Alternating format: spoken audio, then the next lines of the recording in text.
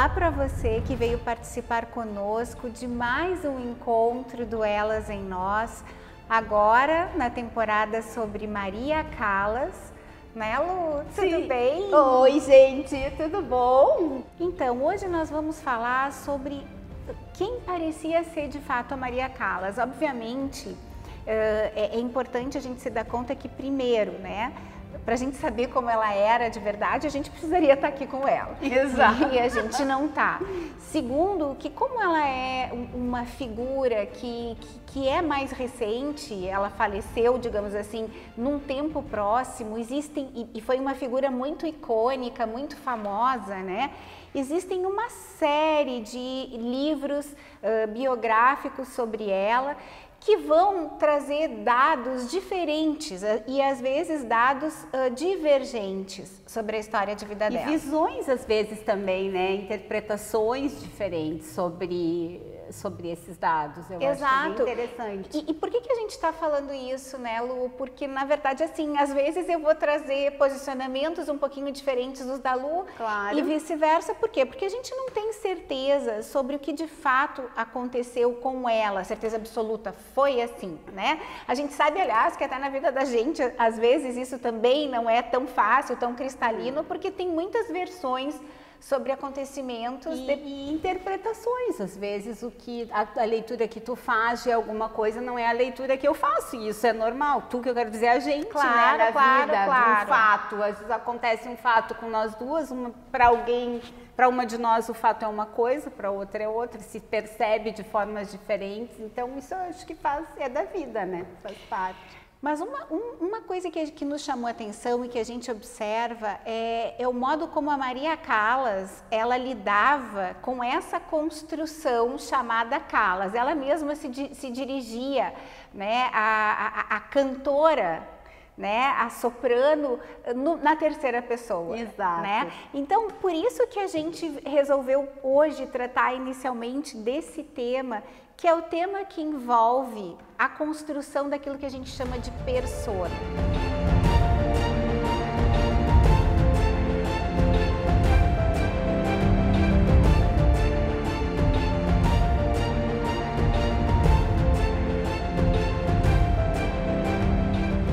A gente observa que, e isso vale não só para Maria Callas, mas também para nós, que ao longo da história dela, né, Lu, ela parece que ela procurou construir uma persona. E eu, antes de passar a palavra para ti, eu queria deixar claro assim, o que a gente está entendendo por persona aqui, quando a gente pensa, qual é o nosso objetivo aqui, né?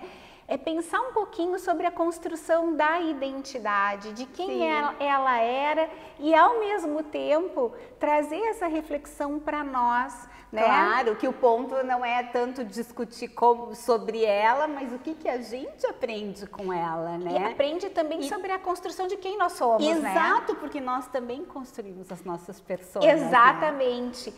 Então, assim, persona, só para vocês saberem, né? Esse termo vem do grego e era uma máscara que era usada pelos atores de teatro quando eles precisavam amplificar a voz, né? E essa questão de amplificar a voz é algo interessante, porque é quando eu preciso ser mais ouvido, né? É como eu quero que os outros me percebam. E aqui a gente está usando para nossa conversa, né, de hoje, a definição de persona usada pelo Carl Gustav Jung, né, que é, na verdade, um médico psiquiatra, que vocês sabem que deu origem à psicologia analítica, e ele vai dizer que a persona é um arquétipo que a gente tem, né, e que a gente desenvolve ao longo da vida para se criar uma forma de ser visto pelos outros. Então é como se fosse a nossa máscara social, como é que a gente se apresenta para os outros, como é que a gente quer ser visto pelos outros, e ela se desenvolve em paralelo ao ego e à sombra, que é um outro arquétipo, que seria o arquétipo opositor ao arquétipo da persona. Eu estou trazendo isso porque nós vamos falar da Maria Callas e de nós mesmos, né, em relação a essa questão da persona. Então, Lu, me diz uma coisa, tu enxerga que a Maria Callas, vou fazer essa seguinte perguntinha para ti, que a Maria construiu a persona, a máscara da Callas? Com certeza ela mesma dizia isso, né? Tem aquele documentário. There are two people in me. I would like to be Maria, but there is the Callas that I have to live up to. So I'm coping with both as much as I can. E no documentário ela fala que se as pessoas olharem muito para Callas e prestarem bastante atenção em Callas, elas vão encontrar a Maria lá dentro. E é muito interessante, porque a Maria, ela lembra, né, o compromisso dela de fazer sempre o melhor, de se dedicar. E isto é a Maria que está com a Callas. Mas para responder, né, a pergunta que tu me fizeste, com certeza, a Maria Callas, ela teve uma infância, né, muito difícil, como a gente já falou antes, e ela era, um dos grandes problemas que ela tinha sobrepeso. E isso começou a fazer com que ela tivesse dificuldade para representar os papéis que ela queria representar na ópera. Não que ela cantava, mas ela não conseguia se mover como ela gostaria. E ela então decidiu que ela ia se tornar a Callas, né? Ela emagreceu, ela começou a investir nos seus figurinos, nas roupas que ela utilizava no dia a dia para se tornar aquela mulher que não só era Callas, né, ela que era essa persona, mas eu acho que também, além de ter essa persona, teve um ato também muito generoso dela enquanto atriz, porque ela quis tornar o corpo dela mais preparado para conseguir encarnar todas aqueles personagens que ela tinha que encarnar também na ópera, né? É verdade. Eu acho, assim, pensando, né, às vezes a gente cria personas para se salvar, para achar um espaço no mundo.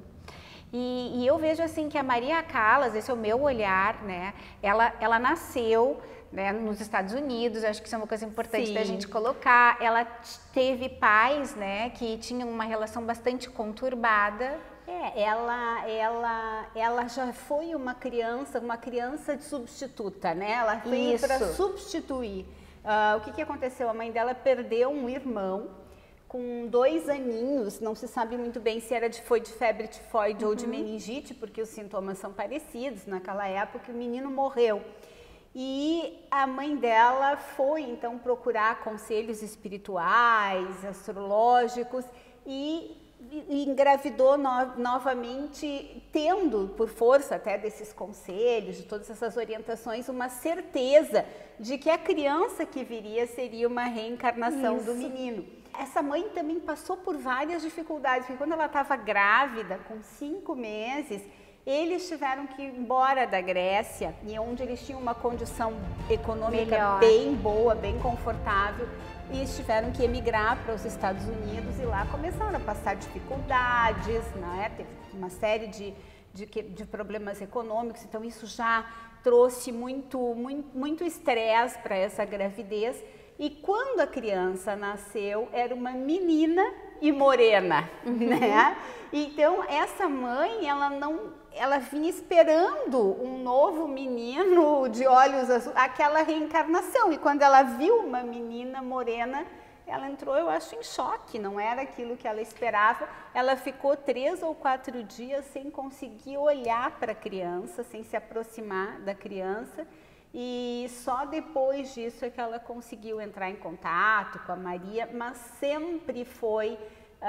ela entrou, provavelmente, né, desconfia-se, numa depressão pós-parto, ela já tinha alguns problemas, mas sempre foi uma relação muito difícil com essa filha. E mais, para se ter uma ideia, né, Marcinha, ela não sabia nem qual era o dia em que a menina tinha nascido. Sim, para ter porque uma ideia. O médico que acompanhou o parto, né, da Maria, digamos assim, a mãe diz que ela ficou 48 horas em trabalho de parto. No entanto, então, ela nasceu no dia 3 de dezembro e a mãe diz que ela nasceu no dia 4 de dezembro, mas o médico, que por acaso era padrinho da Maria, disse que não, que na verdade esta mãe, né, se confundiu, se atrapalhou, porque na realidade ela teve um trabalho de parto, vou colocar assim, entre aspas, normal. Nasceu no mesmo dia, no dia 3 de dezembro. Eu brinco que ela é sagitariana, que nem eu, né? Isso ainda me identifico demais com ela, assim.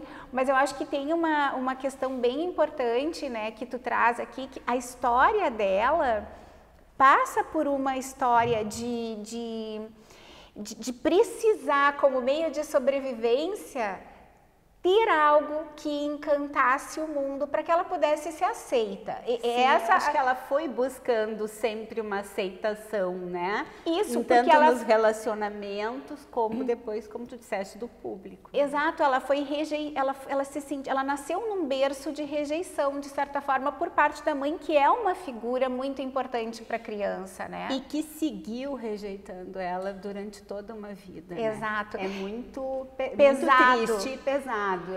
Por outro lado, ela tinha na figura do pai, né? Aí são as visões que a gente tem. Nós temos as visões ela diferentes. Tinha uma relação, pelo menos ela se sentia mais acolhida e tinha mais afeto, uma relação que conseguia expressar mais afeto. Tanto é que em algumas biografias sobre ela dizem, né, que ela levava sempre o lencinho umedecido, um lenço, com o cheirinho borrifado do cheiro do perfume do pai, que era o Roger Gallet, né? Aquela essência do Roger Gallet. Então, quando ela ficava nervosa, ela já pegava o lencinho, cheirava, porque era como se ela pudesse trazer a figura do pai. Talvez esse pai, ele era afetivo, porém ausente, né? Ele era... Eu tenho uma visão, assim como a gente falou, né? Das biografias, das fontes. Diferentes, Eu acho que ele era um pai omisso, um pai ausente, sim. Agora, uma coisa a gente tem que pensar também, né? Ela foi levada pela mãe muito cedo para longe. Né? Ela não queria ir. E aquela época, por exemplo, não tinha conexão telefônica entre os Estados Unidos e a Grécia. Então, também não é como hoje, que a gente manda um WhatsApp. Eu acho que é importante contar... Só para terminar essa questão do pai, mas o pai sempre foi um pouco mulherengo. Sim. Isso era um problema para ela, né? E a outra, quando ela resolveu ir embora, mais tarde, que ela conseguiu ir para os Estados Unidos, ela, na esperança, né, ela tinha uma idealização desse pai. E aí ela se decepcionou um pouco, mas... tem duas questões aí. Uma delas, que é interessante, já que a gente está falando da persona, ela escrevia sempre de forma elogiosa sobre esse pai, quando parece que talvez no fundo, para os mais próximos, ela confidenciasse que não era assim, ela um pouco dourava a pílula, isso para alguma... Mas uma coisa que é interessante é que mesmo assim, dourando a pílula ou não, ela com certeza tinha uma relação muito mais tranquila com esse pai, muito mais. E eu acho que aquela história, né, em terra de cego, quem tem um olho é rei, no sentido do afeto, como ela era tão pouco acolhida pela mãe, tão deprivada de afeto. Então o que ela recebia do pai era a referência que ela tinha. Eu concordo. Né? Então nesse sentido, se a gente não é uma comparação, mas o que acontece? A referência dela de acolhimento, né, de continência, de certa forma, era o pai. Muito embora, se a gente fosse analisar de uma maneira distante, se a pai gente não fosse comparar com o nosso pai, por exemplo, a gente achasse não, exato, aí, que é isso, mas, né? Exato. Mas não é o caso, era o que ela, tu tens razão, ela nas comparações na balança dela, era de onde certamente ela tinha mais afeto. Muito bem, vamos pensar assim, a mãe a rejeitava. A filha, a irmã mais velha, ela tinha uma irmã, né, que era a Jack, né, que era considerada uma irmã bonita. Sim, né? A irmã era bonita, ela era feia. Ela era feia, gorda, a irmã bonita, magra, cheia, sei lá, mais... Ela com certeza buscou muito afeto nessa irmã, mas a irmã também estava sofrendo tudo o que ela sofria, tanto que aos 10 anos a irmã tentou se matar, né? Pois é, isso é uma questão bem importante, ou seja, o entorno era muito desfavorável, digamos assim, né? Ela achou, eu acho, o canto como uma salvação, né? Era isso que, como tu tinhas dito no começo. Fala um pouquinho mais sobre essa relação. Assim. Eu acho que, por exemplo, quando a mãe viu que ela tinha esse talento todo, né? A mãe era muito ligada na questão econômica, né? Eu tenho uma mina de ouro aqui na minha mão, uma coisa rara, né? E a mãe, há várias biografias que dizem, né, que a mãe também tinha um desejo de ser artista, de ser atriz ou cantora e tal. Então ela também poderia se realizar, tem uma projeção aí. Mas o que eu vejo, Lu, dessa coisa assim, é que a Maria Callas, aí, a partir do momento em que se descobre que ela tem esse talento todo, ela vai se dedicar completamente, né, à música. E a música passa a ser a vida dela por completo, né? E o que a gente discute aqui em relação à questão da persona, que eu acho que é uma reflexão que vale para nós todos, quando eu me descolo, né? Porque ela criou a Callas, mas a Maria estava lá. E a gente vai falar um pouquinho sobre isso, né? Quando eu crio uma persona, uma máscara, para eu poder ser vista e ouvida e reconhecida e legitimada pelos outros, mas para isso eu tenho que sacrificar a parte importante da minha essência.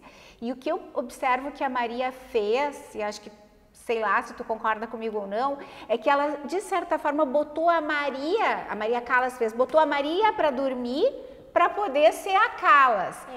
Quando a gente ouve as entrevistas dela, eu acho que ela tinha crenças muito fortes de que a Maria e a Callas não podiam andar juntas. E por quê? Porque e isso muito a mãe dela também estimulava, a gente via essas né, nas cartas, etc e tal. Por quê? Porque a carreira que ela tinha, né, ela era uma carreira que exigia dedicação integral, total, e ela não acreditava que fosse possível conciliar essa carreira, e realmente é difícil, mas impossível não é, mas nas crenças e talvez no contexto daquela época também, porque a gente tem que pensar nela no contexto, inclusive no contexto das mulheres daquela época, né? Alguém com uma carreira de soprano internacional, com a vida que ela levava, não conseguiria parar, por exemplo, para ter uma família, para ter filhos. Tanto que ela, quando vivia, ela vivia momentos a Maria e momentos a Callas. Ela não conseguiu, me parece, levar junto. Hoje em dia, talvez num outro contexto, fosse diferente. Mas ela vinha também de uma crença profunda de que essas duas coisas eram, de uma certa forma, incompatíveis. Eu até analisando a história dela, assim, e pensando nas nossas histórias hoje, nos desafios que a mulher tem hoje, eu acho que dá pra gente refletir muito, né? Sim. Porque ela, primeiro, eu enxergo ela com umas 3 fases, assim, na minha visão. Né? Ela criou essa persona, essa máscara, para poder ser aceita pelo mundo. Também. E aceita em grande estilo, em altíssimo estilo, porque o que ela era, só ela era. Tanto que ela imprimiu uma singularidade enorme, né, na atuação dela no canto lírico, muito diferente do que havia no entorno. E chegou uma hora que, mas era assim, a artista apareceu e eu sou valorizada pela artista, pela cantora, né? Aí chega um momento em que ela vai no cinema com a governanta dela, a Bruna, e elas vão assistir um filme da Audrey Hepburn. E lá a Bruna diz para ela, olha, vocês têm uma certa semelhança, e ela com sobrepeso, né? Ela gorda. E aí ela olha para aquilo e, de fato, se vocês forem observar, o rosto da Audrey Hepburn com aquele gatinho pintado, e ela depois passou a se arrumar, se vestir tudo como a Audrey Hepburn, era um estilo parecido. Era mesmo. E ela, então, ali aquele cinema teve o condão, digamos, de despertar, na minha visão, né, a mulher tem que sair, a mulher tem que aparecer. Né? Tu falou dessa questão do sobrepeso por conta das atuações. Porque ela era muito criticada, né, nas atuações, quando ela chegou a um ponto de sobrepeso que quando ela ia, por exemplo, cair no palco, né, tinha cenas em que ela tinha que cair, ela acabava se machucando, ou ela fazia barulho, o corpo dela era pesado, não aguentava. e o corpo de um ator, e ela era uma atriz, ela não se limitava como, né, a cantar, ela também interpretava aqueles papéis. O corpo de um ator, ele tem que suportar movimentos que às vezes a pessoa, né, o ator, que não fazem parte do ator, mas fazem parte do personagem. Então ela queria fazer determinados movimentos e ela não conseguia, ela se machucava, ela vivia com problema, com inchaço, com edemas, e várias pessoas da ópera também disseram para ela, olha, não dá, essa tua figura é impossível. Até pessoas que gostavam dela com carinho, não com um objetivo só, né, de desdenhar, mas de dizer para ela, olha, você não consegue, porque não era uma questão nem de achar que fosse nem era uma questão que era além do estético, era uma questão de aquele corpo conseguir fazer os movimentos que aquele personagem exigia. Exato, mas ela não se sentia à vontade. Ela queria ser reconhecida como mulher. Isso sim. Porque isso a vida inteira a mãe dela dizia, você é gorda, você com esse olho enorme, né? Tipo assim, com esses... os olhos lindos, os olhos né? lindos eu acho de morrer. Então, ela passa, e aí eu ia dizer assim, nesse segundo momento que eu vejo, assim, ela passa, quando ela emagrece e tudo, ela segue sendo a diva, né? Mas aí, bom, ela tem tudo, né? Sim. Como, digamos, um pouco dessa Maria que queria ser aceita como mulher e tudo, começa a adentrar mais esse universo da Callas, na minha visão. Sim, a Maria ganhou um pouco da Callas e a Callas ganhou dela. Um pouco da Maria. Elas se ali foi o momento de uma certa, e aí que entra, eu acho, uma reflexão bem legal, que é, na minha visão, é o seguinte, todo mundo tem que ter persona, né? Sim. Mas a gente fala, o que é a sombra? A sombra é aquele pedaço que a gente esconde, né? Que não tá, que faz parte de mim, mas que eu boto lá para eu não enxergar. E quanto mais desconexas estão sombra e persona, menos eu consigo me individuar. Que é poder desenvolver todas as potencialidades que eu como sujeito tenho. E eu acho que de um certo ponto, a Callas, ela viveu muito a persona, ela foi uma persona ambulante e a Maria ficou lá, entende? Isso, eu acho, ela deixou a Maria lá atrás e às vezes ela sentia falta, ela queria largar a persona, queria voltar, porque a Maria tudo que a Maria queria, e eu ouvi ela dizendo isso numa entrevista, tudo que uma mulher quer é achar o seu homem e ter uma família. Isso era o que ela mais queria, talvez porque ela nunca teve uma família de verdade. Exato. Esse era o maior sonho dela, ela queria ser mãe e ela nunca conseguiu realizar. E, claro, a gente tem que pensar no contexto da época, que era um contexto muito mais difícil, mas a gente está a gente está aprendendo para cá, né, para nós, como é importante a gente não deixar a nossa Maria lá atrás. Isso. E trazer a Maria junto. Vamos trazer a Maria junto para convidar a Maria para dança. Eu sou a minha persona, tudo aquilo que eu conquisto ao longo da minha vida, a gente tem. Mas vamos trazer a Maria, traz ela junto, né? Para ver o que ela realmente quer. E eu acho que essa lição ela é bem importante, porque, por exemplo, a tensão é tamanha quando essas coisas não estão tentando viver num equilíbrio, que na verdade acontece o que ela fez. Sim. Ela sepultou num determinado momento, sepultou é meio pesado, mas ela aposentou um pouco a Callas quando ela foi viver com o Onassis, né? Aquele romance e tudo, quem chega de Callas? Agora é a Maria que vai assumir o palco aqui. Exato. E eu quero ser essa mulher do jet set, eu quero viver com esse homem, porque ela realmente era apaixonada por ele e ela tava ali com 30 quilos a menos, né? Sim. Então tava sendo a diva das divas, lá divina, com o magnata, né? O Onassis, e eles viveram, a gente vai falar um pouco mais sobre isso no outro episódio, mas eles tiveram um relacionamento afetivo, amoroso e abusivo, né? Claro, com certeza, mas com as dificuldades de cada um, de ambos, né? Com histórias de abuso, provavelmente, né? De parte a parte. De parte a parte, eu imagino. E essa conversa, que eu acho que é muito importante, assim, hoje, né? O quanto a gente, numa sociedade que nem a nossa, que é uma sociedade pró-personas, né? E anti-individuação, é uma sociedade que nos convida o tempo inteiro, né? A gente toma um banho o dia inteiro, uma inundação de faça isso, faça aquilo. Por favor, a gente respeita tudo isso, mas o nosso papel aqui é a reflexão, né?